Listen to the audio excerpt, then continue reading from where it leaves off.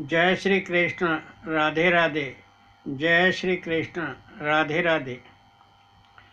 गोविंद जय जय गोपाल जय जय गोविंद जय जय गोपाल जय जय राधा रमण हरि गोविंद जय जय गोविंद जय जय गोपाल जय जय गोविंद जय जय गोपाल जय जय राधा रमण हरि गोविंद जय जय गोविंद जय जय गोपाल जय जय गोविंद जय जय गोपाल जय जय राधा रमण हरि गोविंद जय जय गोविंद जय जय गोपाल जय जय गोविंद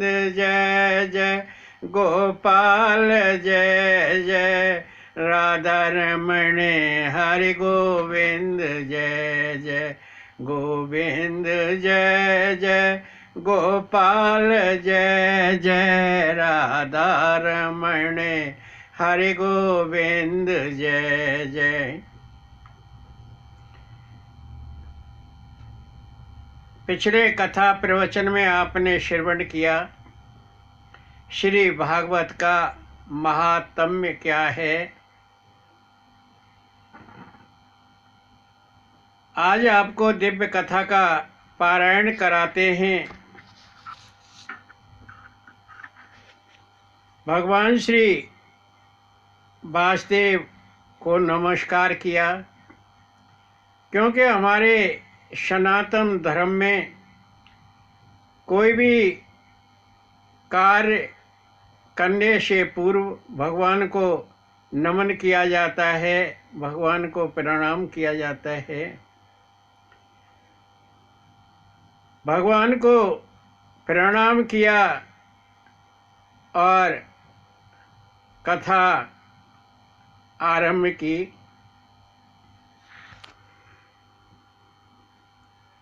भगवान श्री वासुदेव तीनों तापों के विनाशकारी हैं।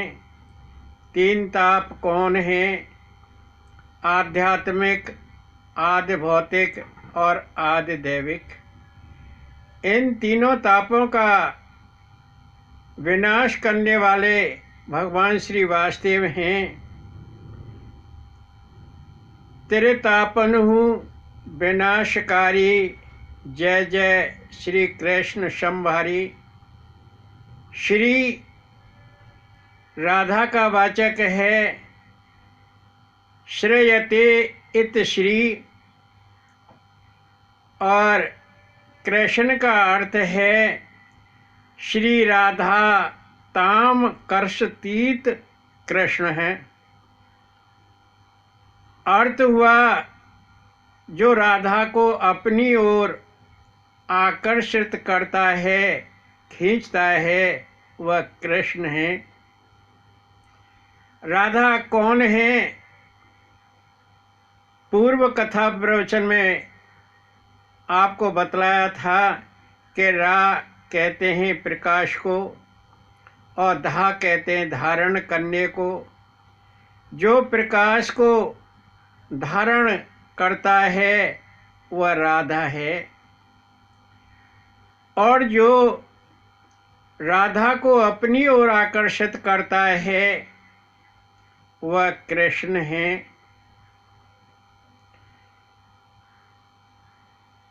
तो हमने सच्चिदानंद स्वरूप को प्रणाम किया, नमस्कार किया, क्योंकि वही सत्य हैं, वही चित्त स्वरूप हैं, चेतना स्वरूप हैं, आत्म स्वरूप हैं, चैतन्य स्वरूप हैं, और वही भगवान श्री वासुदेव आनंद के देने वाले हैं। आनंद दो प्रकार का होता है, एक सच्चिदानंद और दूसरा होता है विषयानंद। सच्चिदानंद शाश्वत आनंद है, सनातन आनंद है। विष्णु भक्त को यह आनंद प्राप्त करने के लिए भगवान की शरणागति प्राप्त करनी होती है। भक्ति भाव से भगवान के शरणागति हो जाओ और आपको सच्चिदानंद प्राप्त होगा। और विषय आनंद अर्थात नाशवान, जो अल्प समय के लिए मिलता है और वो नष्ट हो जाता है। इस जीव रूप में इस देह को धारण करके इस संसार सागर में आप जो कुछ भी आनंद प्राप्त करते हैं, अपने कार्य के द्वारा, अपने धन के द्वारा या किसी भी प्रकार से जो आपको विषयों का आनंद प्राप्त होता है, वो एक न एक दिन नष्ट हो जाएगा, उसका विनाश हो जाएगा। इसलिए हमें भगवान में श्रद्धावान होकर भगवान की शरणागति प्राप्त करके शाश्वत आनंद का ही आनंद लेना चाहिए। वही सनातन आनंद है। आनंद अप्रगट होता है, आनंद किसी के द्वारा थोपा नहीं जाता है। आनंद स्वतः ही प्रकट होता है। आनंद जितने जीवधारी हैं सबके अंतः में विद्यमान है, परंतु उसको प्रकट करने के लिए जीव के अंदर भाव जागृत करने के लिए किसी संत की आवश्यकता होती है। यदि आपको कोई संत मिल जाए तो वह आपके अंतः में भक्ति भाव जागृत करेगा। भगवान की शरणागति प्राप्त करने के लिए आपको अग्रसर करेगा और वह आनंद आपको प्राप्त होगा। और यह आनंद बिना भगवान की कृपा के प्राप्त नहीं होता है। जब तक भगवान की कृपा नहीं होती है, वो सच्चिदानंद आनंद, शाश्वत आनंद, सनातन आनंद प्राप्त नहीं होता है। तुम हो कृपालु जा पर अनुकूला, कहे न व्याप त्रिविध भवशूला। तो जिस पर भगवान की कृपा होती है, भगवान श्री वासुदेव कहते हैं कि उसको तीनों प्रकार के ताप व्याप्त नहीं होते हैं। उसे इस भवसागर की कलह कलेश छू नहीं सकते हैं। जिस पर भगवान की कृपा होती है, भगवान के अनुग्रह से ही जीव को सच्चिदानंद की प्राप्ति होती है, शाश्वत आनंद की प्राप्ति होती है। जब केवट भगवान श्री राम को नदी पार करा देता है, तो वह नदी से, जब भगवान श्री कृष्ण पार कर जाते हैं नाव में बैठकर, केवट नाव से उतरता है और भगवान के चरणों में पड़ जाता है। भगवान श्री वासुदेव कहते हैं, भगवान श्री राम कहते हैं कि मैंने तो अभी कुछ किया भी नहीं और ये मेरे चरणों में पड़ गया। तो भगवान के चरणों में जब केवट पड़ा, उधर से भगवान की प्रेम भरी दृष्टि केवट पर पड़ी, तो उसके सारे ताप नष्ट हो गए, उसके सारे कलह कलेश नष्ट हो गए। भगवान के चरणों में प्रेम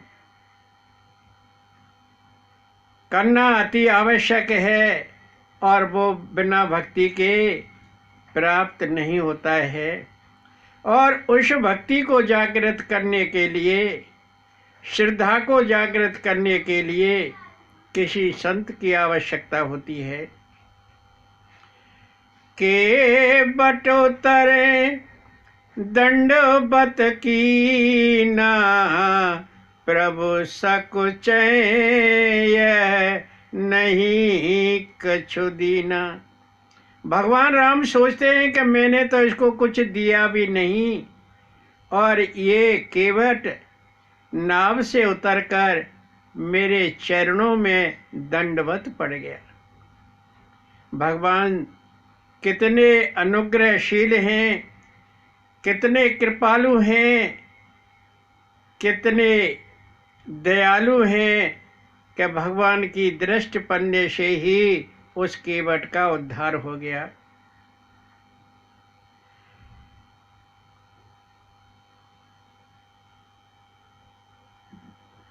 राम भगते मणे और बस जाके, दुख लवलेशन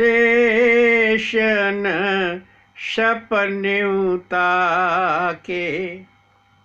जिस पर राम की कृपा हो जाती है, उसके सारे दुख दूर हो जाते हैं, उसे लेश मात्र भी दुख व्याप्त नहीं होते हैं, और यहाँ तक कि सपने में भी दुखों का आभास नहीं होता है।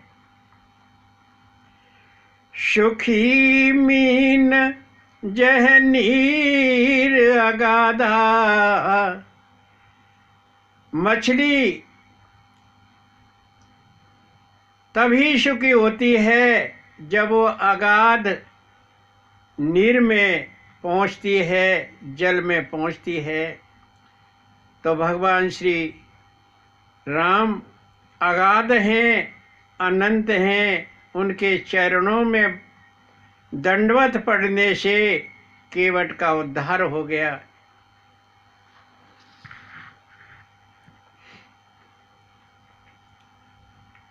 भगवत कथा है अमृत एक बारा, शौनक मुने 88,000 नेमिषारणे विराजमाना, नमः करे सूत पूछ सवाना। एक बार नेमिषारण में कथा अमृत का पान करने के लिए 88,000 ऋषि मुनि एकत्र हुए। सभी ऋषि मुनि बड़े वेदज्ञ हैं, प्रकांड पंडित हैं, और उनमें सबसे वयोवृद्ध शौनक मुनि हैं। वो वयोवृद्ध हैं, वेदांग ज्ञाता हैं, पुराणों के ज्ञाता हैं, प्रकांड पंडित हैं। तो सारे ऋषि मुनि जो संख्या में 88,000 हैं, नेमिषारण में भगवत कथा अमृत का पान करने के लिए बैठे हुए हैं। तो वो विचार करते हैं कि इस कथा को कौन कहेगा, कौन पारायण कराएगा। वो आपस में विचार विमर्श करते हैं। इतने में ही सामने से आते हुए सूत जी दिखाई देते हैं। बड़ी तेजी से चले आ रहे हैं। सूत जी बिना निमंत्रण के आए हुए हैं। जब भगवत कृपा होती है तो स्वयं श्री वासुदेव किसी भी रूप में वहाँ पहुँचते हैं। तो सूत जी महाराज वहाँ पहुँचे नैमिषारण्य में, जहाँ पर 88,000 ऋषि मुनि भगवत कथामृत का पान करने के लिए बैठे हुए हैं।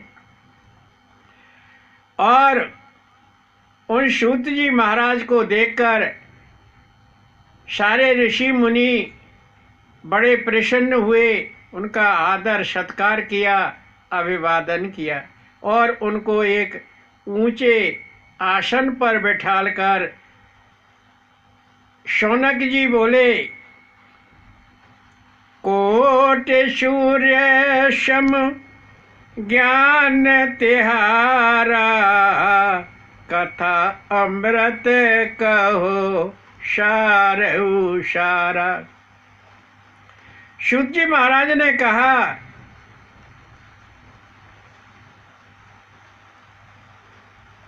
कि मैं आप ऋषि मुनियों को देखकर यहाँ आया हूँ। जब उनको उग्र सर्वा सूत जी को ऊंचे आसन पर बैठाल दिया तो शौनक मुनि बोले, कोटि सूर्य सम ज्ञान तिहारा, कथा अमृत कहो सारहु सारा। हे सूत जी महाराज, हम आपके चरणों में प्रणाम करते हैं, आपको नमस्कार करते हैं। आपका ज्ञान करोड़ों सूर्यों के समान दैदीप्यमान है, प्रकाशित है, आलोकित है। आप हमें एक ऐसी कथा का पारायण कराइए, और उस कथा का पारायण नहीं, केवल सारी ही सार श्रवण कराइए जो भक्ति, ज्ञान और वैराग्य से परिपूर्ण हो। भक्ति ज्ञान वैराग्य स्वरूपा, कर्ण रसायन बहुरूपा। वह कथा भक्ति ज्ञान और वैराग्य से परिपूर्ण हो और कर्ण रसायनमयी हो। अनेक प्रकार से कानों की औषधि हो। ये बात तो समझ में आती है कि भक्ति ज्ञान और वैराग्य से परिपूर्ण हो, पर यह बात समझ में नहीं आती कि कर्ण रसायनमयी हो। जीव के देह रूपी कलह कलेश तो डॉक्टर या वैद्य की दवा से नष्ट हो जाते हैं, परंतु जो मानसिक रोग है वो तो केवल कानों के द्वारा दवा दी जाती है, जब ही ठीक होते हैं। और वो कानों की औषधि क्या है? रसायन कहते हैं औषधि को, कर्ण कहते हैं कान को।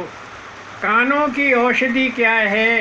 कानों की औषधि सिर्फ भगवत कथा है, जो कानों के द्वारा हृदय में पहुंचती है और उसका हृदय आलोकित हो जाता है, प्रकाशित हो जाता है।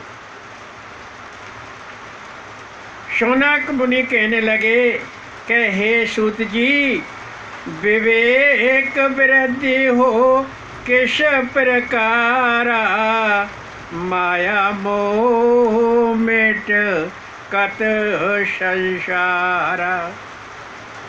दैत्य विरते जो घोर कलेकारा, कलेश आकृत जीव को ढारा। हे सूत जी, सांसारिक जीवों में विवेक अवृद्धि किस प्रकार हो, उनका माया मोह किस प्रकार नष्ट हो, आज इस कल काल में जीव की दैत्य वृत्ति हो गई है, उसके कलह कलेशों का निवारण किस प्रकार हो। तो हे सूत जी, एक ऐसा शाश्वत साधन बताइए, सनातन साधन बताइए, जिससे जीव का कल्याण हो और उसको श्रवण करके, उसको सुनकर जीव को सुख नहीं बल्कि भगवान का वैकुंठ धाम प्राप्त हो, जीव को मोक्ष पद प्राप्त हो। सूत जी नहीं बोले। फिर शौनक मुनि जी ने कहा कि एक ऐसी कथा का पारायण कराइए। हे सूत जी महाराज, एक ऐसी कथा सुनाइए जो पवित्र को भी पवित्र करने वाली हो। सूत जी नहीं बोले। फिर शौनक मुनि जी ने कहा, चिंतामणि लौकिक सुखकारी, कल्पतरु मिले सर्व श्री निहारी।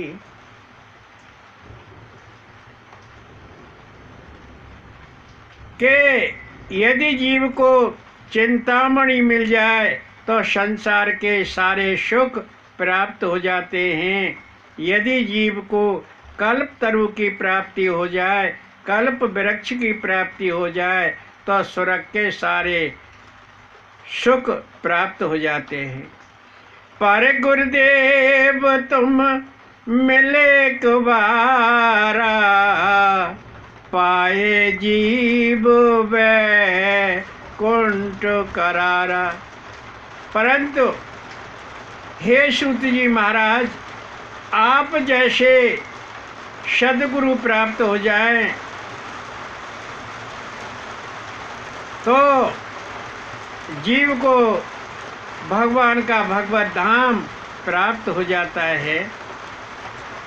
सूत जी,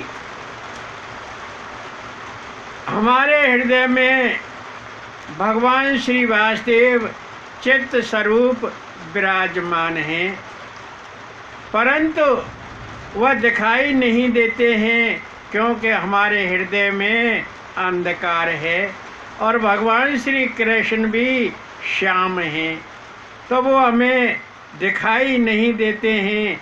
हे सूत जी, हमारे अंतः के अज्ञान अंधकार को दूर कर दीजिए, जिससे हमें भगवान की प्राप्ति हो जाए।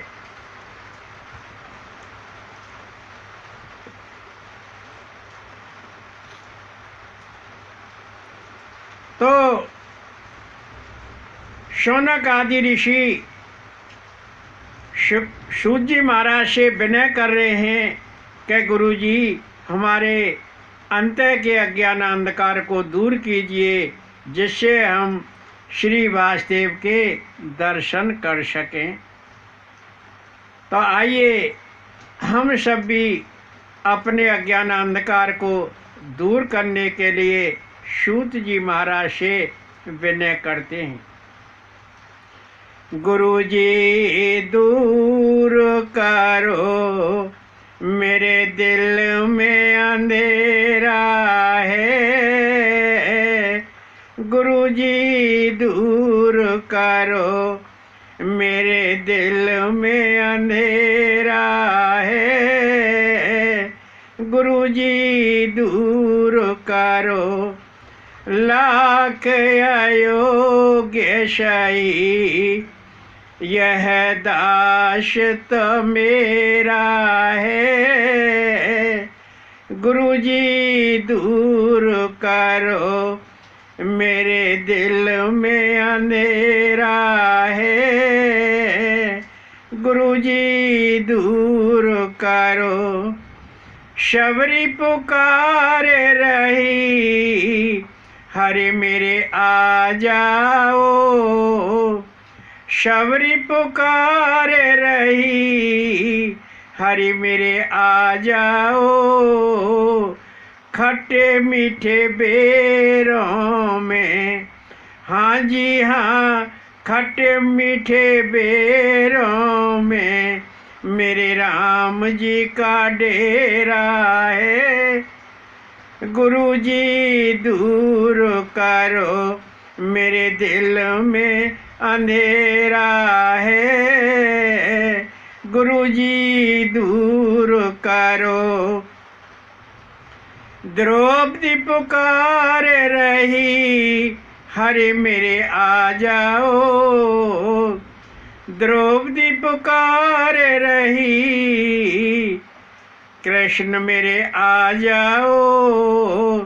साड़ी के धागों में, हाँ जी हाँ, साड़ी के धागों में मेरे श्याम का बसेरा है।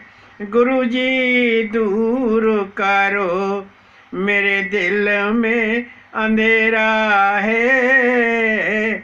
गुरु जी दूर करो। मीरा पुकार रही, गिरधर मेरे आ जाओ। मीरा पुकार रही, गिरधर मेरे आ जाओ। बीड़ा के तारों में, हाँ जी हाँ, बीड़ा के तारों में मेरे श्याम का बसेरा है। गुरु जी दूर करो मेरे दिल में अंधेरा है। गुरु जी दूर करो। प्रहलाद पुकार रहा, कृष्ण मेरे आ जाओ। प्रहलाद पुकार रहा, कृष्ण मेरे आ जाओ। इस खम्मे में, हाँ जी हाँ, इस खम्मे में मेरे श्याम का बसेरा है। गुरु जी दूर करो मेरे दिल में अंधेरा है। गुरु जी दूर करो। हम सब पुकार रहे, हरि मेरे आ जाओ। हम सब पुकार रहे, हरि मेरे आ जाओ। मेरी श्री भागवत में, गुरु जी की वाणी में, हाँ जी हाँ, मेरी श्री भागवत में, गुरु जी की वाणी में मेरे श्याम का बसेरा है। गुरु जी दूर करो मेरे दिल में अंधेरा है। गुरु जी दूर करो। तब सूत जी महाराज बोले कि शौनक आदि ऋषियों, काल सर्प का जीव ग्रासा, शुक कथा नाश हेतु त्रासा। कहे शौनक आदि मुनियों, जीव इस संसार सागर में काल रूपी सर्प का ग्रास है और उसका नाश करने के लिए सुखदेव जी महाराज ने एक कथा का पारायण राजा परीक्षित को कराया था और उस कथा का पारायण करने के बाद अपने पुण्य कर्मों के द्वारा भगवान का अशोकमय दर्शन प्राप्त होता है, भगवान से साक्षात्कार हो जाता है। सूत जी महाराज वर्णन करते हैं कि शौनक आदि ऋषियों, सुखदेव जी महाराज राजा परीक्षित को कथा सुनाने के लिए शुकताल में गंगा के तट पर विराजमान हुए। इंद्र आदि देवताओं ने जब सुना कि सुखदेव जी महाराज राजा परीक्षित को कथा सुनाने जा रहे हैं, श्री भागवत कथा का पारायण कराने जा रहे हैं, तो देवता बड़े बेचैन हो गए। देवता किसी को सुख कर नहीं देखना चाहते। इंद्र के हृदय में ईर्ष्या हुई, मत्सर हुआ और सब देवताओं को एकत्र करके कहने लगा कि शुकताल में गंगा के तट पर सुखदेव जी महाराज राजा परीक्षित को श्री भागवत कथा का श्रवण कराने जा रहे हैं, तो उस कथा का श्रवण हम करेंगे। कुछ देवों ने कहा कि श्रोता वक्ता का ऋणी होता है, सुखदेव जी महाराज को कुछ लेकर चले। कुछ देवों ने कहा कि कल्प तरु लेकर चलते हैं, कल्प वृक्ष लेकर चलते हैं। कुछ देवों की आवाज आई कि सुखदेव जी महाराज को इसकी आवश्यकता नहीं है। फिर कुछ देवों ने कहा कि अप्सरा ले चलते हैं। फिर कुछ देवों ने कहा कि नहीं, सुखदेव जी महाराज तो निष्काम हैं, उनको तो काम छू तक भी नहीं आता है। फिर कुछ देवों ने कहा कि अमृत लेकर चलते हैं, सुखदेव जी महाराज को हम अमृत दे देंगे और श्री भागवत का श्रवण हम देव करेंगे। इंद्र बड़े प्रसन्न हुए, कहा ये ठीक है, सुखदेव जी महाराज को अमृत कलश लेकर चलते हैं। कथा है तो शुक विराजमाना, गंगा पुल न सुक बैठे शाना।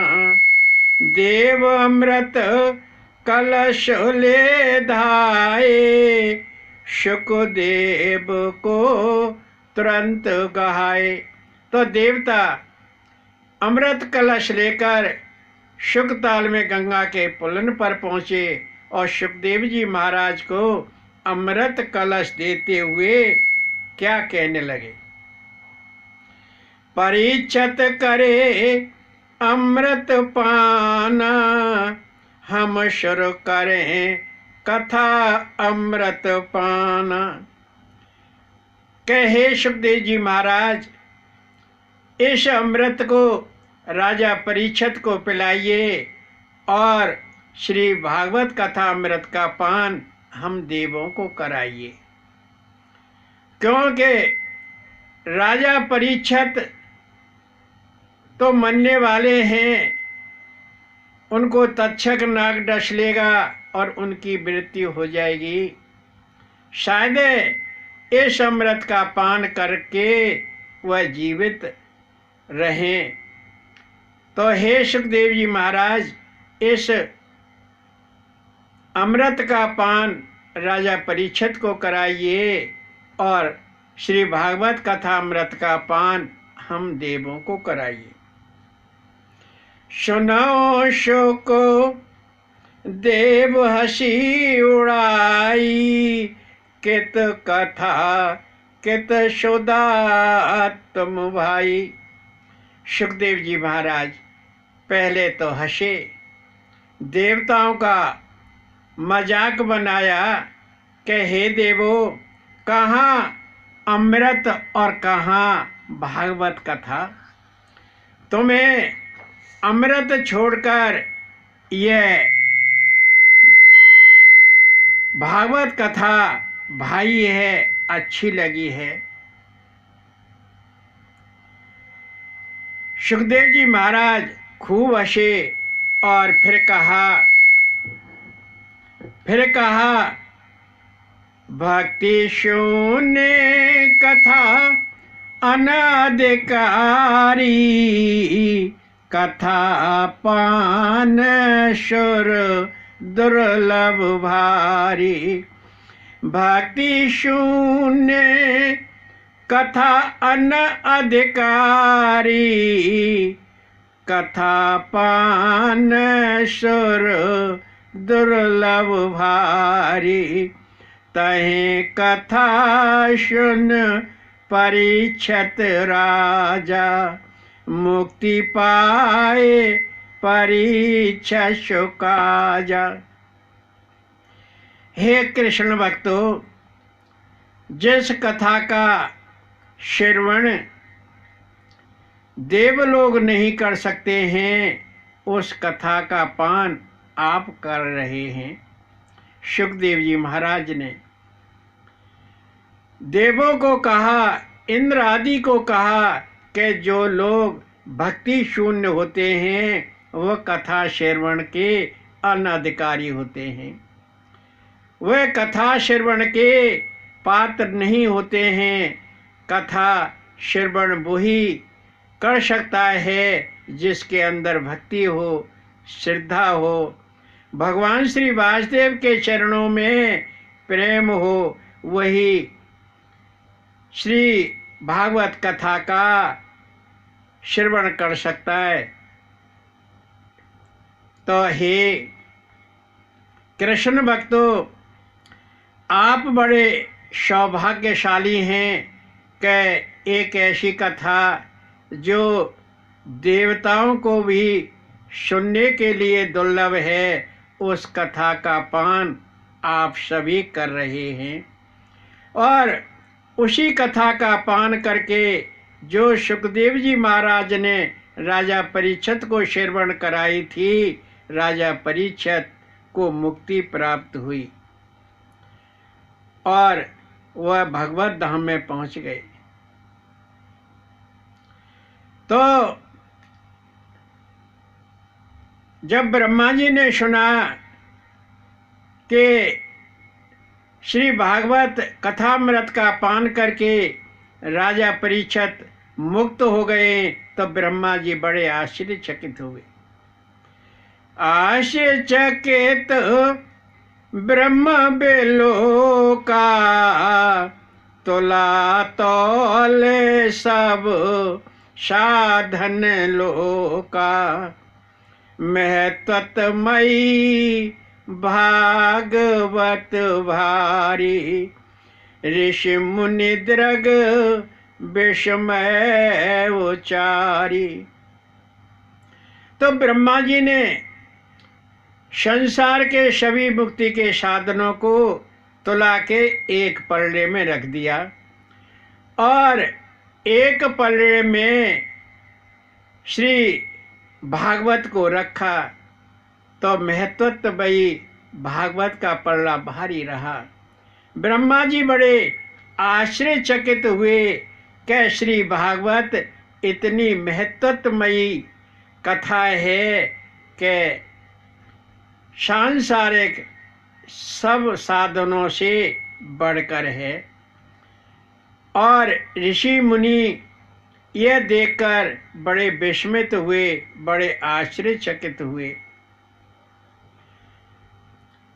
कलयुग में तुरंत मोक्षकारी,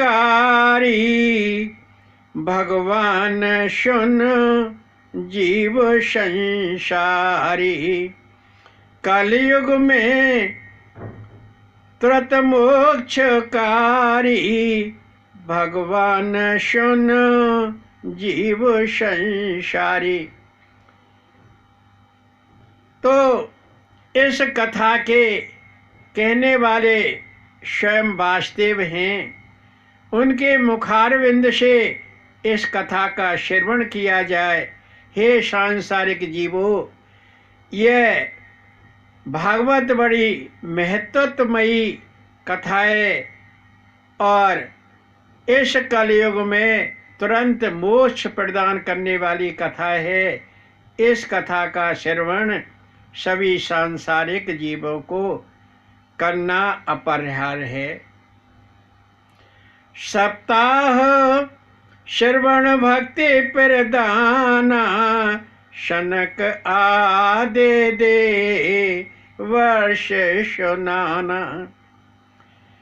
श्री भागवत का सप्ताह श्रवण भक्ति प्रदान करता है, भगवान के चरणों में प्रेम प्रदान करता है, भगवान की शरणागति प्रदान करता है। जब जीव को भगवान की शरणागति प्राप्त हो जाती है, भगवान के चरणों में प्रेम प्राप्त हो जाता है, तो उस जीव का कल्याण हो जाता है। और यही कथा सनक आदि ने देवर्षि नारद जी को सुनाई थी। सूत जी महाराज कहते हैं कि शौनक आदि ऋषियों, सुखदेव जी महाराज ने अपना शिष्य जानकर उसी कथा का श्रवण मुझे कराया था, और वही कथा आप सबको श्रवण कराता हूँ। ध्यानपूर्वक श्रवण कीजिए। कथा किसे कहते हैं? कथम इत कथा,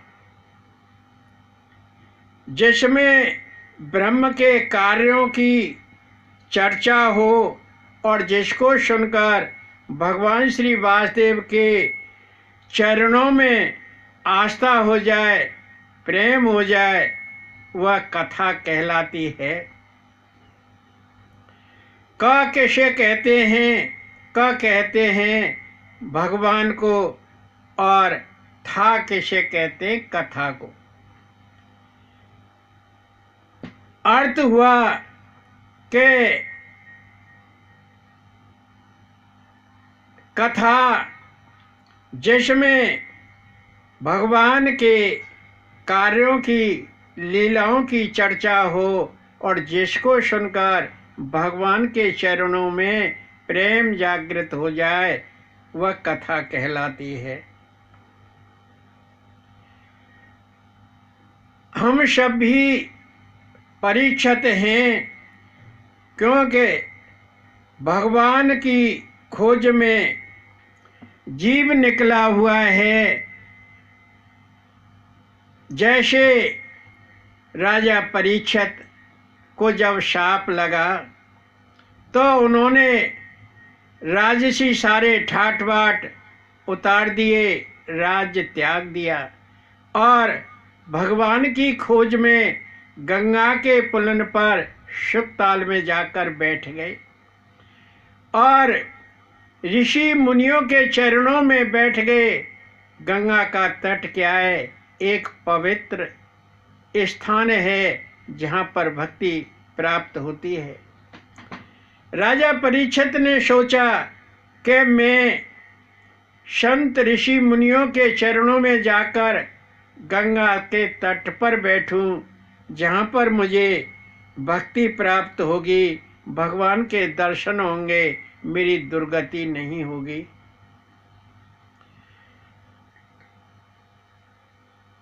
चाहे भले ही तक्षक नाग मुझे डस ले, इससे मुझे डर नहीं है। मुझे भगवान के दर्शन हो जाएं, बस यही सर्वोपर है। तो सुखदेव जी महाराज गंगा के पुलन पर विराजमान और राजा परीक्षित को शुकताल में कथा श्रवण करा रहे हैं। तो एक ऐसे संत हैं, ऐसे गुरु हैं, जिस कथा का राजा परीक्षित को पारायण कराया और उस कथा का श्रवण करके राजा परीक्षित मुक्त हो गए। तो गुरु किसे कहते हैं? गो का अर्थ है अंधकार और रू का अर्थ है प्रकाश। एक ऐसा प्रकाश जो अंधकार को दूर कर दे वह गुरु कहलाता है।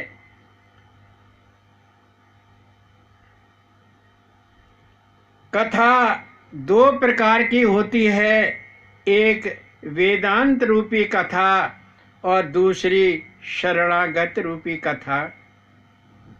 वेदांत रूपी कथा बड़ी दुरूह है, बड़ी कठिन है, बड़ी दुर्लभ है। उसके वक्ता और श्रोता दोनों ही प्रकांड पंडित होने चाहिए, तभी वह कथा समझ में आती है, नहीं तो वह कथा समझ में नहीं आती। इसलिए हम सब शरणागत रूपी कथा का श्रवण कर रहे हैं, भगवान की शरण में बैठे हुए हैं, और यह शरणागत रूपी कथा बड़ी सरल होती है। थोड़ा सा ध्यान देने पर, थोड़ा सा मन लगाने पर यह कथा आसानी से समझ में आ जाती है। वक्ता और श्रोता दोनों ही इसका आनंद लेते हैं। हमारे मध्य में भागवत रूप में भगवान श्री वासुदेव विराजमान हैं। यह भगवान श्री कृष्ण की साक्षात शब्दमयी मूर्ति है और हम उनकी शरण में बैठे हुए हैं। एक तरफ वक्ता और एक तरफ श्रोता बैठे हुए हैं। दोनों की दृष्टि भगवान श्री वासुदेव की ओर है और उनके मुखार बिंद से हम कथा का श्रवण कर रहे हैं। तो ये शरणागत रूपी कथा है जिसका हम आनंद ले रहे हैं, श्रवण कर रहे हैं। मानव जीवन को 4 लाभ प्राप्त हैं। हम सभी को 4 लाभ प्राप्त हैं। वह 4 लाभ कौन से हैं? गंगा, भागवत गंगा, भागवत संग और भगवत धाम। गंगा भगवान श्री वासुदेव के चरणों से निकली हुई है, जो जन जन को इस धरा धाम पर प्राप्त है। भागवत संग, हम सभी भगवान के भक्त हैं और यहाँ एकत्र होकर बैठे हुए हैं। एक दूसरे का सानिध्य प्राप्त हो रहा है।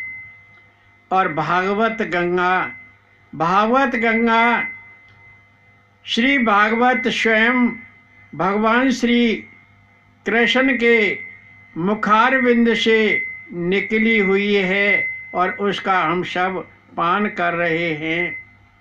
और जब हम भागवत कथा का श्रवण कर लेते हैं, सप्ताह श्रवण कर लेते हैं, तो भगवान श्री कृष्ण का भगवत धाम प्राप्त हो जाता है। जय श्री कृष्ण, राधे राधे। जय श्री कृष्ण, राधे राधे।